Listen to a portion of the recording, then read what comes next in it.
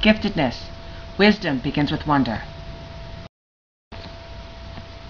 Heredity and opportunity. What factors influence giftedness? At Stanford University in 1916, Louis Terman adapted Alfred Binet's intelligence test into the Stanford Binet test and created the term intelligent quotient. According to Terman, the IQ was one's mental age compared to one's physical age.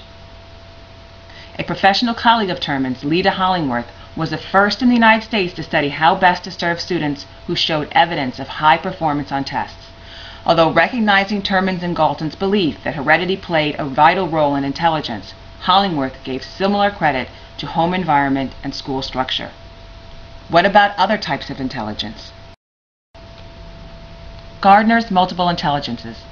Howard Gardner developed the theory of multiple intelligences, which says that IQ should not be measured as an absolute figure in the way that height or weight is. It's a mistake to assume that IQ is a single fixed entity which can be measured by a pencil and paper test. It's not how smart you are, but how you are smart, says Gardner. As human beings, we all have a repertoire of skills for solving different kinds of problems. And he defines intelligence this way. And intelligence is an ability to solve a problem or fashion a product which is valued in one or more cultural settings. Joseph Renzulli's definition of gifted behavior occurs when there is an interaction between three basic clusters of traits: above average abilities, high level of task commitment, and high levels of creativity. Where the three rings overlap is said to be where the gifted and talented students are found. In Gagne's differentiated model of giftedness and talent, gifts, which are untrained natural abilities, must be developed into talents. This developing of talents can be either facilitated or hindered by two types of catalysts: intrapersonal and environmental. Factors influencing giftedness: special aptitude, non-intellective facilitators, environmental supports, general ability, and chance. Researchers have consistently identified these characteristics as relating to general intellectual ability in gifted students. Has an extensive and detailed memory, particularly in an area of interest. Has vocabulary advanced for age.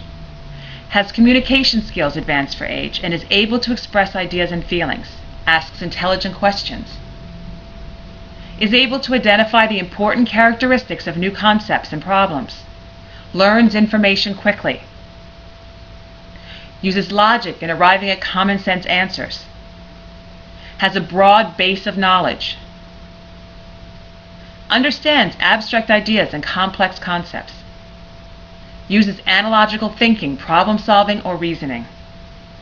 Observes relationships and sees connections.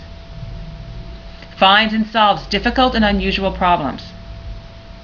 Understands principles, forms generalizations, and uses them in new situations. Wants to learn and is curious. Works conscientiously and has a high degree of concentration in areas of interest. Understands and uses various symbol systems.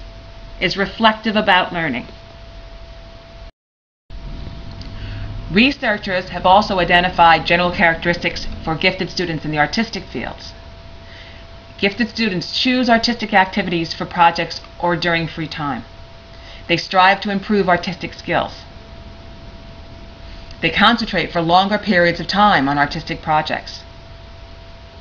They seem to pick up skills in the arts with little or no instruction. They possess high sensory sensitivity. They observe and show interest in others who are proficient in the artistic skill. They use the artistic area to communicate. They experiment in the artistic medium. And they set high standards in the artistic area. Gifted acceleration. In 2004, the John Templeton Foundation sponsored a report titled "A Nation Deceived: How Schools Hold Back America's Brightest Students." The national report highlighted the disparity between the research on acceleration and the educational beliefs and practices that often run contrary to the research. Research continuously demonstrates the positive impacts of the various forms of acceleration. Yet the educational establishment, especially at the elementary and middle school level, remains skeptical based on implications of ruined scope and sequence charts and ungrounded fears of hampering healthy social-emotional adjustment. As noted in this volume, voices in the field of gifted education and psychology, spurred by current and relevant studies, have consistently sustained support for acceleration, yet to little or no avail. So how do you meet the needs of gifted students? Differentiation can help improve outcomes for gifted students by incorporating principles such as evaluation, self-understanding, novelty, diversity, challenge, integration of curricula areas, complexity, acceleration, choice, reinforcing learning experiences, depth and breadth, independence, open-ended tasks, higher order thinking, product development, research skills and method, advanced content. Personalized learning promotes equity and excellence in education.